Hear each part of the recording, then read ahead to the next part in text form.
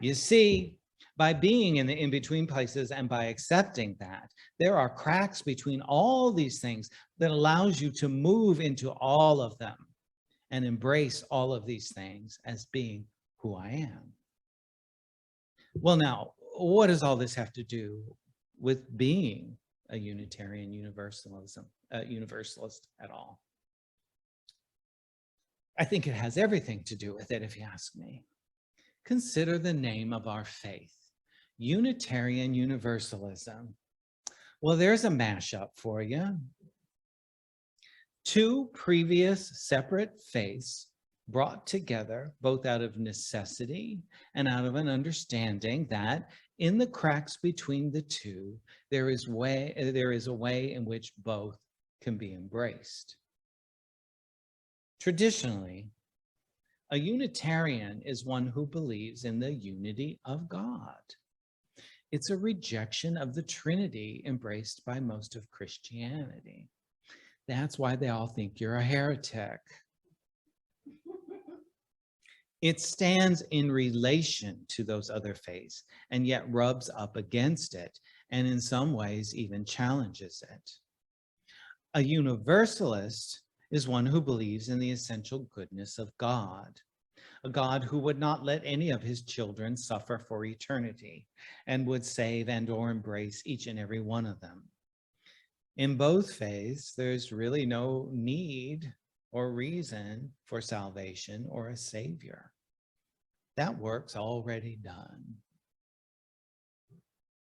Many of us, or many of those who profess a belief in Unitarian Universalism today, give little thought to what those two historical terms meant, and simply see the church as a place to be free to seek for truth and meaning, as one of our principles states.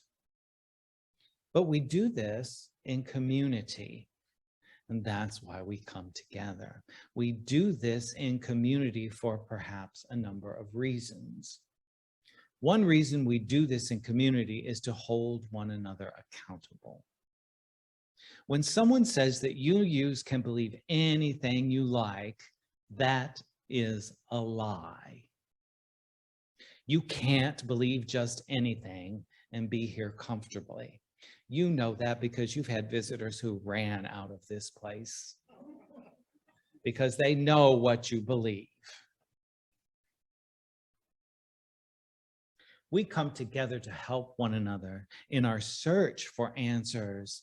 And here's the tricky part, or even non-answers. We love the journey because we believe that's what it's about.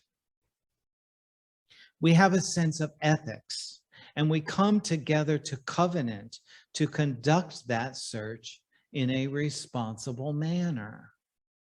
If you are outside those behaviors, you cannot and should not be here.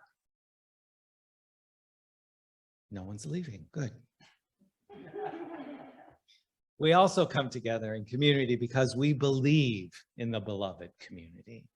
UU churches believe so strongly in the beloved community that we seek to spread that beyond our church walls. We do this not as in a proselytizing way, but in a good neighbored spirit. We seek out the needs of our larger community and we lend a hand. That might be picking up trash on the side of the road, donating time to a soup kitchen, helping out with recovery after natural disasters. The list could go on and on. The church as a place where we go to make ourselves better people is, unfortunately, an in-between place. Nah, fortunately, it's an in-between place. It is a flower growing in the cracks of the sidewalk. We so too often in our churches, we too often see churches using their power to force their view on others. Or we see powerful people using the church to further their agendas, both social and political. It is the UU church that stands in between and says that the church can be used for the social good, but must not force its belief on others. We do the work of community because it is the right thing to do. We don't do it to convert others, nor do we do it to assert our superiority. We say that we see a need and our faith compels us to take action. In this space, we exist. In this space, I have lived my entire life.